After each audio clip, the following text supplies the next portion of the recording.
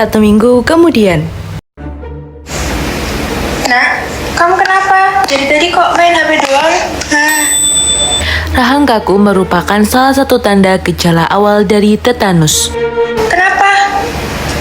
Ini sakit. Ayo kita ke rumah sakit yuk sekarang. Kemarin ini adiknya kena luka. Gimana itu? Di bagian kaki kena paku, tapi kecil kok dok lukanya. Udah berapa lama itu lukanya? Kemarin 1 minggu ya? Iya, kemarin 1 minggu. Baik, setelah saya lakukan pemeriksaan tadi, saya menemukan salah satu gejala pada adik Tapasya, yaitu kekakuan pada otot-otot wajah dan rahang. Itu merupakan salah satu gejala awal dari tetanus. Hah? Tetanus dok? Bukannya lukanya cuma kecil dan udah ngering ya dok? Kan lukanya juga udah 1 mingguan ini. Tetanus bisa muncul beberapa hari setelah lukanya. Gejalanya dimulai dari kekakuan otot, terutama di rahang. Sekarang saya akan memberi pengobatan untuk menghindari kondisi yang lebih buruk. Setelah didiagnosis tetanus, dokter memberikan pengobatan dan menyarankan Tapasya untuk dirawat inap guna memantau perkembangan Tapasya. Adek tenang dulu ya sekarang.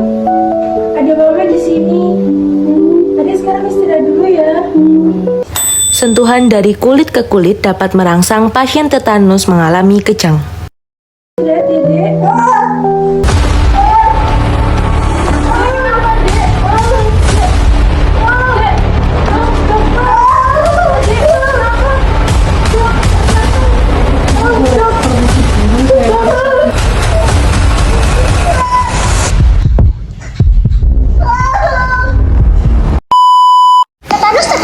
Tetanus itu apa sih? Jadi, tetanus adalah penyakit yang disebabkan oleh infeksi bakteri Clostridium tetani atau C. tetani yang dapat berisiko merusak sistem syaraf, menyebabkan otot menjadi kaku dan tegang, serta nyeri pada rahang bawah dan leher.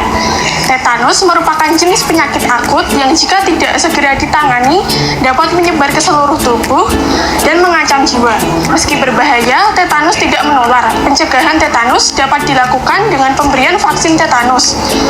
Namun, orang yang sudah terinfeksi tetanus bisa beresiko untuk terinfeksi lagi karena tidak adanya perlindungan yang alami.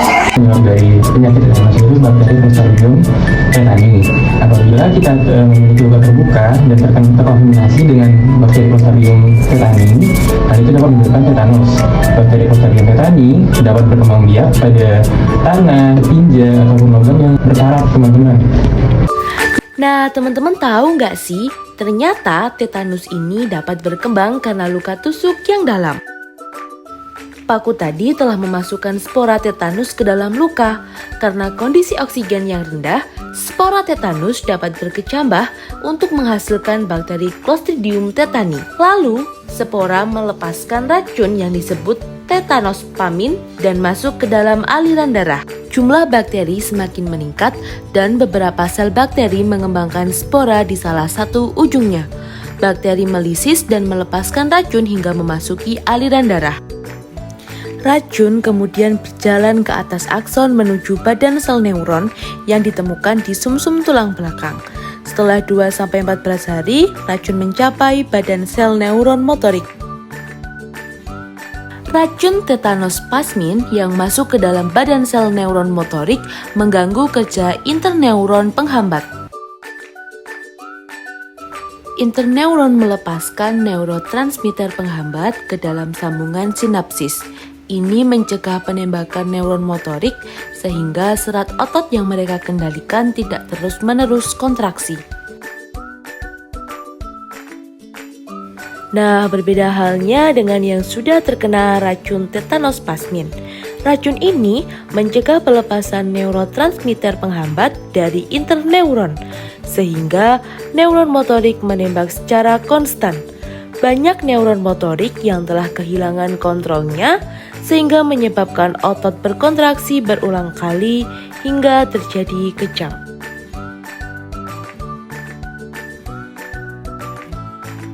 Tetanus bisa disebut dengan silent killer. Jika terpapar penyakit ini, penderita tidak akan langsung menunjukkan gejalanya Karena masa inkubasi dari bakteri tetanus ini bisa memakan waktu 7-21 hari, sehingga gejala akan muncul setelah masa inkubasi selesai. Beberapa gejala yang muncul ada demam, tekanan darah meningkat, denyut nadi meningkat, leher kaku, rahang terkunci, dan sensitif terhadap suara, cahaya, dan sentuhan yang dapat menyebabkan kejang otot seperti pasien tadi. Yang memicu fasilitas menjadi kejang dikarenakan 1. Warna ruangan yang pekat, 2. Suara yang bising, 3.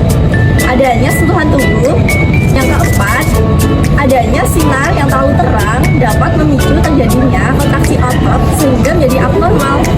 Pencegahan tetanus dapat dilakukan dengan pemberian imunisasi sesuai jadwal dan booster untuk efek imunitas yang lebih panjang terhadap toksin tetanus. Imunisasi tetanus diberikan kepada anak dan bayi untuk meningkatkan imunitas. Imunisasi tetanus juga diberikan kepada ibu hamil untuk menghindari tetanus pada bayi setelah dilahirkan. Penanganan luka yang baik seperti segera membersihkan luka dengan air yang mengalir, menutup luka dengan kasa atau perban, asalkan luka tidak dalam keadaan